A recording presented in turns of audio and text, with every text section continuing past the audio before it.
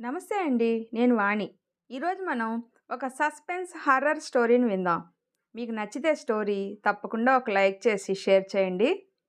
ఆ మర్రి చెట్టు దగ్గరకు రాత్రిపూట ఎప్పుడూ వెళ్ళకు. ఇంతవరకు సుమారు 100 మందిని బలిగొంది ఆ చెట్టు అన్నాడు వీర్రాజు. ఛీ ఊరుకో! మర్రి చెట్టు మనుషుల్ని బలిగొనడం ఏమిటి నీ మూఢనమ్మకం గాని? నీకీ మధ్య మరీ చాదస్తం ఎక్కువైపోతుంది అన్నాడు పోతురాజు. సరే నీ ఇష్టం. నేను చెప్పవలసింది చెప్పాను. తర్వాత నీ ఇష్టం. కావాలంటే ఈ లిస్టు చూడు. ఆ ఊర్లో బెర్రీ బెకం జబ్బుతో గడిచిన 10 ఏళ్లలో చనిపోయిన వారి పేర్లు చెప్పాడు వీర్రాజు. ఓర్ని అదేదో వింత జబ్బు వచ్చి చనిపోయిన వారి పేర్లు చెప్పి అది మర్రి చెట్టు మాయ అని చెప్తావేంటి? నిజంగా అక్కడేమైనా భూత ప్రేత పిశాచాలుంటే మనుషులు అక్కడే చనిపోవాలి కదా! ఊర్లోకొచ్చి కొన్నాళ్ళు జబ్బుతో బాధపడి చావడం ఏంటి? అందులో మర్రి చెట్టు భూతాలకు కలిసొచ్చిందేమిటి? వెటకారంగా నవ్వుతూ అన్నాడు పోతురాజు. అయితే నీ కర్మ. నీకెంత చెప్పినా వినేటట్లు లేవు. నేనైతే అక్కడికి వెళ్ళవద్దనే చెప్తాను అన్నాడు వీర్రాజు. ఇన్ని చెప్తున్నావు, నువ్వెప్పుడైనా వెళ్ళావా అక్కడికి అని అడిగాడు పోతురాజు. వెళ్ళలేదు కానీ వెళ్ళిన వారికి మంచి సంగీతం వినిపించి తర్వాత దేవకన్యలు లాంటి ఆకారాలొచ్చి చుట్టూ ముట్టి మనిషిని కౌగిలించుకొని వెళ్ళిపోతారట. ఆ కన్యలు తాకినప్పుడు ముళ్ళు గుచ్చుకున్నట్టు ఉంటుందట అని చెప్పాడు వీర్రాజు. రాత్రి సరే పగటిపూట కూడా ఎవరూ వెళ్ళడం లేదక్కడికి అని అన్నాడు పోతురాజు. రాత్రి ఉన్న భూతాలు పగలు కూడా ఉంటాయి. అయితే కనిపించకుండా ఉంటాయని మన ఊరు ప్రజలు భయం. అందుకే చెట్టు పరిసరాల్లో పంటలు పండించడానికి రైతులు కూడా వెళ్ళడం లేదు అన్నాడు వీర్రాజు. సరే చూద్దాం. ఎప్పటికైనా ఆ లోగుట్టు తెలియక మానదు. మన ఊరు వారి భయం పోక మానదు అని అన్నాడు పోతురాజు. నువ్వు సుమారు 10 ఏళ్ల నుండి ఇక్కడ లేవు. దుబాయ్ పోయి వచ్చావు. ఇక్కడ మర్రి చెట్టు భూతాలు హంగామా నీకు తెలీదు. ఇక్కడ ఎవడికి కంటి మీద కునుకు ఉండటం లేదు తెలుసా అని అన్నాడు వీర్రాజు. అదేంటి? రాత్రిపూట మర్రి చెట్టు దగ్గరికి వెళ్తేనే కదా భయం, వెళ్ళకపోతే ఏం లేదు కదా అని సందేహం వ్యక్తం చేశాడు పోతురాజు. అలా కాదు. ఊర్లో ఎవరైనా సంతోషంగా హాయిగా ఏ బాదరబందీ లేకుండా ఉన్నా ఆ భూతాలకు గిట్టదు. ఏదో రోజు వచ్చి ఆ కుటుంబ సభ్యుల్లో ఎవరో ఒకరిని ఎత్తుకుపోయి వాటి ప్రభావం చూపి వదిలేస్తాయి.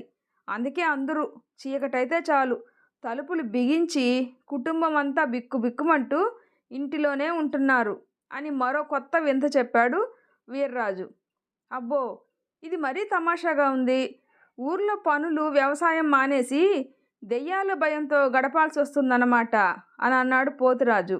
అన్నమాట ఏంటి, ఉన్నమాటే అని అన్నాడు వీర్రాజు. అయితే నువ్వెక్కడ ఉంటున్నావు? 12 ఏళ్ల క్రితమే మీ కుటుంబం మొత్తం మసూచి వచ్చి చనిపోయింది. అప్పుడు నువ్వు అమెరికాలో ఉన్నావని తెలిసింది. లేకపోతే నువ్వు చనిపోయి ఉండేవాడివట కదా అని అడిగాడు పోతురాజు. అవును, అది వేరు. అది నిజంగా మసూచి రోగం. ఇప్పుడు అది దెయ్యం ఇస్తున్న రోగం అని అన్నాడు వీర్రాజు. అయినా కోట్లాధికారివి. నువ్వెక్కడికో దూరంగా పోయి బ్రతకకుండా ఇక్కడే ఎందుకు దెయ్యాలు భూతాలు భయం భయం మధ్య ఒంటరిగా ఉంటావు? అయినా రాత్రిపూట నువ్వు ఊర్లో ఒంటరిగా తిరుగుతుంటావంట కదా, ఎందుకు అని అడిగాడు పోతురాజు. నేను ఈ ఊరు మేలుకోరేవాడిని.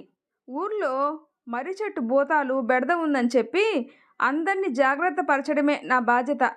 నాకు ఉన్న ఆస్తి చాలు. నా అన్నవారెవరూ లేరు.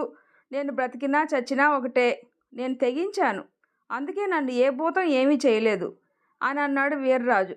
సరే పొద్దుపోయింది, ఇళ్ళకి వెళ్ళిపోదాం పదా, లేట్ అయితే దెయ్యాలు వస్తాయి అని ఎక్కువ వ్యంగ్యంగా మాట్లాడి వెళ్ళిపోయాడు పోతురాజు. ఆ రాత్రి చాలాసేపు పోతురాజుకి నిద్ర పట్టలేదు. వీర్రాజు చెప్పింది పచ్చి అబద్ధం. ఈ రోజుల్లో ఇంకా దయ్యాలు భూతాలంటూ అనాగరికంగా ఉండటం ఏమిటి అనుకుంటూ ఇంట్లో అందరూ నిద్రపోయిన తర్వాత మర్రి చెట్టు వైపుకు వెళ్ళాడు పోతురాజు. చెట్టు కిందకి వెళ్ళాడే గాని పోతురాజు గుండె వేగంగా కొట్టుకుంటుంది. భయంతో రోమాలు నిక్కపొడిచాయి. సరిగ్గా అప్పుడే చెట్టు ఆకులు గలగలా రాలాయి. సన్నని సంగీతం వచ్చింది. రాజా రాజా ఏమి కోరిక అంటూ రాగాలతో పాటలు వినిపించాయి. అసలే అమావాస్య, కారు చీకటి, భయంకరంగా నక్కలు, కుక్కలు, పక్షులు అరుస్తున్నాయి. పోతురాజు భయంతో ఊర్లోకి పరిగెత్తబోయాడు. అతనికి ఎదురుగా ముగ్గురు ముసుగు ఆడవాళ్ళు చిన్న దివిటీలు పట్టుకొని వచ్చి అతన్ని కౌగిలించుకున్నారు. ఒంటి నిండా ముళ్ళు గుచ్చుకున్నట్టు అయింది. భయంతో అరిచాడు పోతురాజు. ముసుగు మనుషులు నెమ్మదిగా వెళ్ళిపోయారు. పోతూ పోతూ మళ్ళీ రేపురా, మా బిగి కౌగిలిస్తాంలే అన్నాయి. పోతురాజు హడలిపోయి పడుతూ లేస్తూ పరిగెత్తుకుంటూ ఇంటికి చేరి ఇంట్లో ఎవ్వరికీ చెప్పకుండా భయంతో వణికిపోతూ దుప్పటి నిండా కప్పుకొని ఆంజనేయ దండకాలు చదువుతూ నిద్రపోయాడు. రెండో రోజు ఊర్లో కలకలం రేగింది. పోతురాజుకి మర్రి చెట్టు దెయ్యం పట్టింది, ఇంకా చనిపోతాడు అని. ఆ ఊర్లో నమ్మకం ఏమిటంటే, మర్రి చెట్టు దెయ్యం పట్టిన మనిషిని ఆసుపత్రికి తీసుకుని వెళ్తే, భూత వైద్యుడికి చూపిస్తే దెయ్యాలు పగబట్టి ఆ ఇంటి వారి మీద విరుచుకు పడతాయని. అందుకే పోతురాజుని ఆసుపత్రికి తీసుకొని పోకుండా దేవుడి మీద భారం వేసి పోతురాజుని గుమ్మం బయట వేసేశారు ఆ ఇంటివారు. గతంలో ఒకడిని మొండిగా ఆసుపత్రికి తీసుకుని వెళ్తే డాక్టరు ఈ వ్యాధి బెర్రీ బెకం వ్యాధి అని చెప్పాడు. మందులు ఇచ్చాడు. మర్రి చెట్టు కథ విని ఒంటరిగా ఒక రాత్రి మర్రి చెట్టు వద్దకు వెళ్ళి రక్తం కక్కి చనిపోయాడు. అందుకే వైద్యం ప్రయత్నం ఎవ్వరూ చేయరు. పోతురాజు మాట పడిపోయింది. శరీరం నిండా పెద్ద పెద్ద దురదకాయలు. 3 రోజుల తర్వాత చనిపోయాడు. పోతురాజు చనిపోయిన సంగతి వాళ్ళ దూరపు బంధువు సూర్యారావుకి తెలిసింది. అతను ఫార్మాస్యూటికల్ ఇంజనీరింగ్ చదివాడు. పోతురాజు శరీరంపై ఉన్న బొబ్బర్లు కేవలం ఎక్స్పైర్డ్ ఇంజెక్షన్ల వల్ల వచ్చాయని గ్రహించాడు.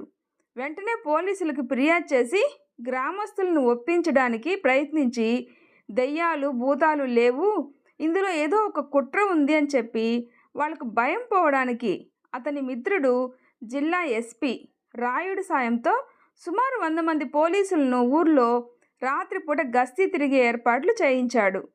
అయితే గ్రామస్తులు సూర్యారావుకు దండం పెట్టి, నువ్వు ఊర్లో మరికొంత అనర్థాలు తేవద్దు, ఊరు విడిచి పొమ్మన్నారు. సూర్యారావు మైండ్ గేమ్ మార్చాడు. దెయ్యాలు ఉన్నది నిజమే అని ఊర్లో ప్రజల ముందు ఒప్పుకొని భద్రత నిమిత్తం పోలీసుల అవసరం అని గ్రామస్తులకు నచ్చచెప్పాడు.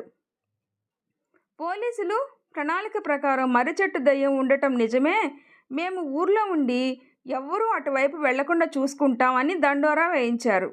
వీర్రాజు రెచ్చిపోయాడు. నేరుగా సూర్యారావు వద్దకు వెళ్ళి, ఇంతవరకు నేను ఊరిని రక్షిస్తున్నాను, ఈ మధ్య చాలా రోజుల నుండి దెయ్యాలు బెడదలేదు, ఆ పోతురాజు నా మాట వినలేదు, అనుభవించాడు, ఇంక నువ్వు రచ్చ చేయకుండా వెళ్ళిపో అని బ్రతిమలాడాడు. మర్రి చెట్టు దెయ్యాలు చరిత్ర పూసగుచ్చినట్టు చెప్పాడు. సూర్యారావుకి క్లూ దొరికింది. ఆ రాత్రి అర్ధరాత్రి ఎవ్వరికీ తెలియకుండా వీర్రాజుని అరెస్టు చేయించాడు. సడన్గా మర్రి చెట్టు దగ్గరకు వెళ్ళాడు. ఈసారి చెట్టు దగ్గర ఎప్పుడూ లేనంత భయంకరమైన అరుపులు కేకలు వచ్చాయి. ఊరు బిక్కు బిక్కుమంటూ వణికిపోయింది. ఒక్కసారిగా తుపాకీల మోత వినిపించింది. అక్కడ భీకర పోరాటం జరిగింది. మర్రి చెట్టు దగ్గర ఈ తతంగం జరుగుతుండగానే తెల్లారైపోయింది. పోలీసులు ఊర్లోకి 10 మంది ముసుగు మనుషుల్ని ఈడ్చుకొచ్చారు. వాళ్ళు ఆడవాళ్ల వేషంలో ఉన్న మగవారు. వాళ్ళ తల దగ్గర తుపాకీలు పెట్టి నిజం చెప్పించారు. అసలు మర్రి చెట్టు దెయ్యాలు లేవని, ఇది వీర్రాజు కుట్ర అని ముసుగు మనుషులు చెప్పారు. వీర్రాజుని రంగంలోకి దించారు పోలీసులు. అప్పుడు చెప్పాడు వీర్రాజు, ఆ మర్రి చెట్టు మా పూర్వీకులు నాటారు. ఒకప్పుడు బాగా డబ్బు ఉన్న మేము చెట్టుని ఇలవేల్పుగా నమ్మి మా ఇంట్లో వారికి మసూచి రోగం వచ్చినా కూడా వైద్యం చేయించకుండా చెట్టుకు మొక్కాం. మా వాళ్ళంతా చనిపోయారు. నేను ఒంటరి అయ్యాను. నాకు లేని ఆనందం ఊర్లో ఎవ్వరికీ ఉండకూడదని కిరాయి మనుషుల్ని పెట్టి ఎక్స్పైర్డ్ మందులు కలిపి రాత్రి దొరికిన వారికి ఇంజెక్ట్ చేయించేవాడిని. తర్వాత దయ్యాల కథలు చెప్పి పోలీసులకు వైద్యులకు అధికారులకు చెప్పనివ్వకుండా సెంటిమెంట్ పెట్టించాను.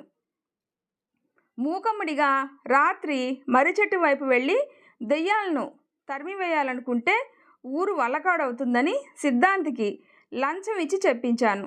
ఒంటరితనం నాలో ఒక తుంటరి కుట్రను తెచ్చింది అని ఊరి వారందరికీ చెప్పి మెరుపు వేగంతో ఒక పోలీస్ అధికారి చేతిలోని తుపాకీ లాక్కొని తనని తాను కాల్చుకొని ఆత్మహత్య చేసుకున్నాడు. ఊరు ఊపిరి పీల్చుకుంది. సూర్యారావుని మెచ్చుకుంది. పోలీసులకు ధన్యవాదాలు చెప్పి ముసుగు మనుషులను శిక్షించమని కోరి మర్రి చెట్టుకి దండం పెట్టి మర్రి చెట్టుపై పడిన నిందను తొలగించారు. ఈ కథ నచ్చితే ప్లీజ్ లైక్ చేసి షేర్ చేయండి, సబ్స్క్రైబ్ చేసుకోండి. స్టోరీ ఎలా ఉందో తప్పకుండా కామెంట్ చేయండి. Thanks for listening.